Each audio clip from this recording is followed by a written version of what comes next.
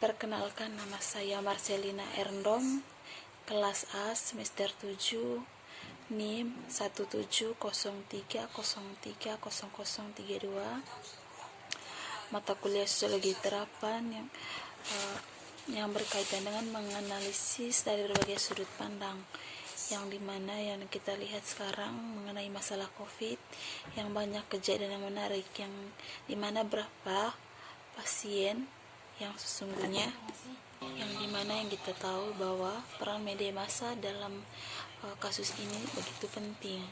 Begitu berbagai sumber yang kita terima dari media massa, baik berupa suatu kebenaran ataupun berita tersebut merupakan hoax. Jadi dalam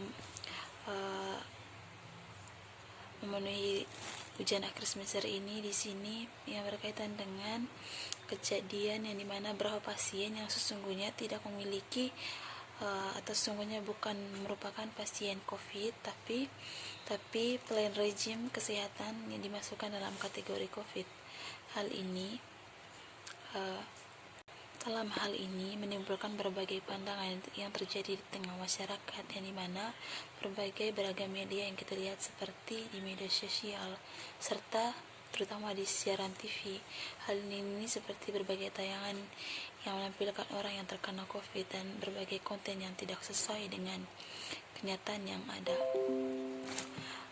Ada berbagai rekaman yang meresahkan, begitu banyak atau pandangan yang masyarakat yang menampilkan orang yang sedang menderita karena COVID.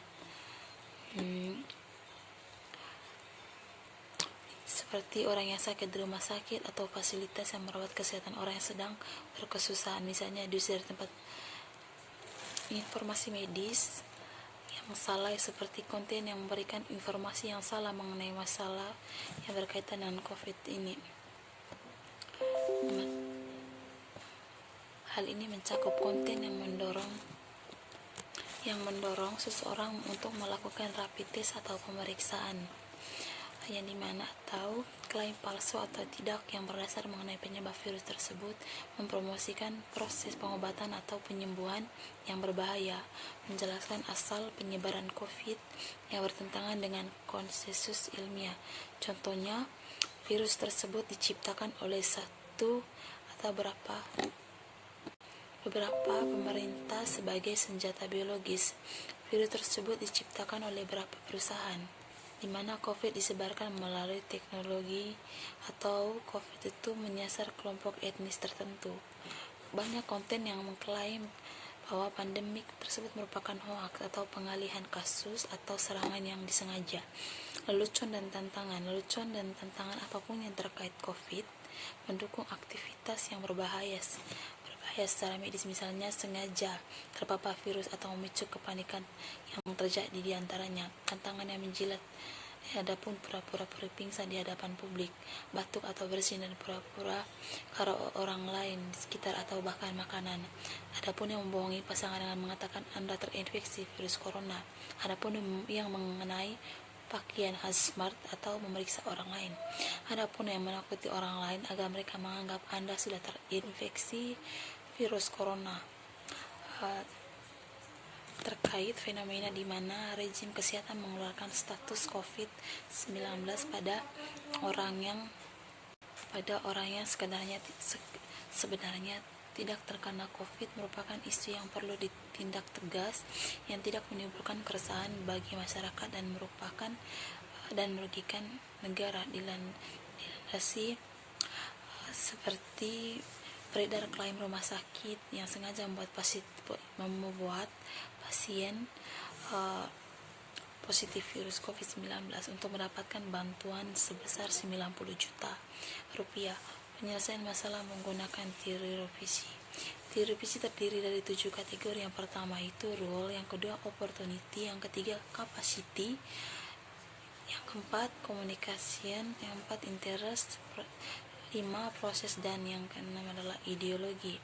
Yang pertama itu mengenai role, yaitu suatu yang dimana merupakan berkaitan dengan keuangan, membuat aturan serta besarnya biaya perawatan pasien COVID-19. Jika seorang pasien dirawat maka pemerintah akan menanggung biaya sebesar 150 juta sebagai biaya yang paling rendah, dan untuk pasien akan menanggung biaya sebesar 105 juta sebagai biaya yang paling rendah, dan untuk pasien komplikasi pemerintah setidaknya harus menanggung biaya sebesar 231 juta rupiah per orang.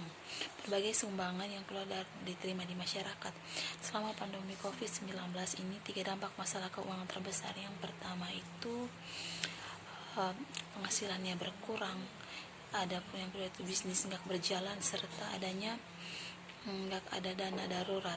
Hal itu merupakan suatu masalah selama berlangsungnya pandemi COVID-19 ini. Yang kedua itu opportunity, yang dimana besarnya angka untuk biaya perawatan pasien, yaitu yang dimana beredar secara hoaks dan minimnya pengetahuan masyarakat tentang penyakit COVID, dan regulasi yang membuat masyarakat terjebak dalam situasi ini. Selain itu, juga adanya oknum yang tertentu yang memanfaatkan situasi pandemi ini untuk menjadikan praktik-praktik seperti ini yang sulit dihindari, di mana dalam hal ini berbagai penipuan yang terjadi, seperti bisa ditebak karena rata-rata yang terkena COVID itu sebenarnya tidak hanya memanipulasi data oleh dokter dan perawat, melainkan berbagai atau berusaha untuk mendapatkan sumbangan bantuan COVID. Ini yang membuat masyarakat bingung, di mana yang sampai sekarang COVID masih belum juga selesai, dan berbagai berita aneh-aneh yang tersebar di media bahasa semakin menjadi-jadi. Masuk pada kapasitas atau yang dimana tidak adanya penanganan ataupun tindakan serius pemerintah dalam memberikan saksi bagi oknum yang tidak bertanggung jawab dalam kasus ini, sehingga tidak menimbulkan efek jera bagi pelaku, seperti halnya berbagai penyimpangan yang terjadi selama adanya COVID yang seharusnya merupakan tugas pokok kepolisian negara Republik Indonesia. Yang dalam hal ini berbagai tindakan, namun yang seharusnya merupakan tugas pokok pemerintah beserta aparat kepolisian, tentang yang diklarifikasikan menjadi 3 yakni pemeliharaan keamanan dan ketertiban masyarakat serta penegakan hukum, dan memberikan perlindungan, pengayoman, dan pelayanan kepada masyarakat. Itu semua merasa hilang. Masuk pada komunikasi. Yang pertama, penyebaran informasi tentang penyakit COVID-19 dan regulasi yang terkait yang secara lengkap baik secara online maupun offline, serta dampak yang ditimbulkan bagi masyarakat. Jumlah kasus positif virus corona di seluruh dunia mencapai lebih dari 31 juta dengan angka kematian lebih dari 971.000, yang dimana menurut dari Johns Hopkins University, Indonesia mencatat kasus tertinggi dalam periode 24 jam pada hari Rabu tanggal 23 bulan 9 dengan kasus positif naik 4.465 orang dengan total kasus mencapai 257.388, dan jumlah orang meninggal bertambah 140, dan jumlah total sejauh ini adalah 9.977. Dalam hal ini, Organisasi Kesehatan Dunia atau WHO memperingatkan diperlukannya waktu 2 tahun untuk menghentikan penyebaran virus corona. Secara global, yang terjadi kasus di Amerika Serikat tertinggi dengan 6,8 juta, yang diikuti oleh India dengan kasus 5,6 juta penduduk, dan Brazil dengan 4,5 juta kasus. Klaster kementerian kantor yang masih menutupi informasi yang mengungkap rahasia orang-orang yang kebal terhadap virus corona, yang dimana kisah yang terjadi seperti kisah di Swedia yang berupaya bangkit dari keterpurukan ekonomi dengan berbagai masalah, seperti halnya mereka akan kembali bertani. Masuk pada interest atau kejadian ikutan pasca imunisasi, yang mana definisikan sebagai setiap kejadian medis yang merugikan dan terjadi setelah imunisasi, tapi yang tidak selalu memikirkan hubungan sebab akibat dengan penggunaan vaksin. Kejadian ini diharapkan dapat merupakan tanda yang merugikan atau tidak dimaksudkan, atau temuan laboratorium yang abnormal atau gejala atau penyakit.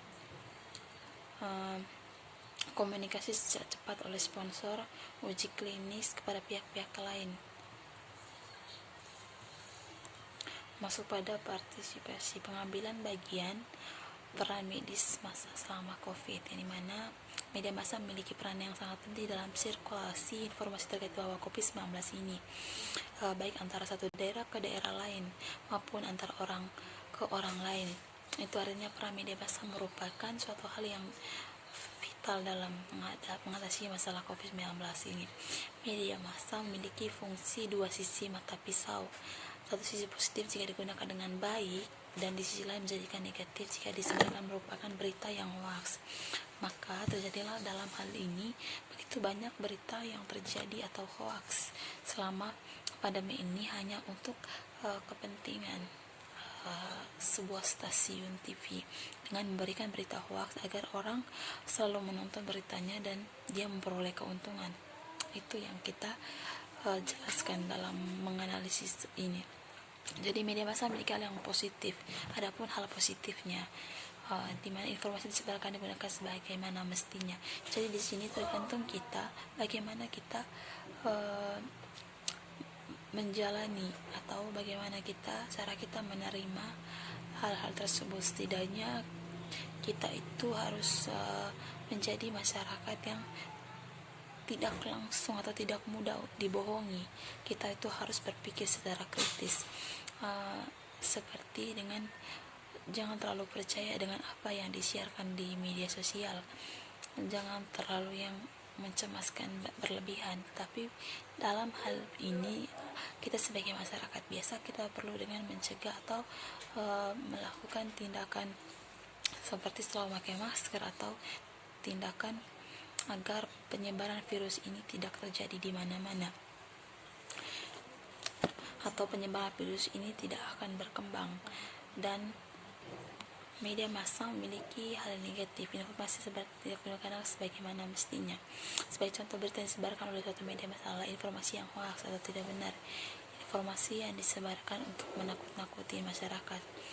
Informasi yang disebarkan menimbulkan kekhawatiran dan keresahan antara sesama masyarakat, dan informasi disebarkan berupaya untuk membuat masyarakat melakukan judgemat kepada orang yang terkena COVID-19 atau merasa bahwa orang yang terkena COVID-19 itu harus diasingkan dan dijauhkan dari masyarakat lainnya. Itulah yang terjadi sekarang, yang begitu banyak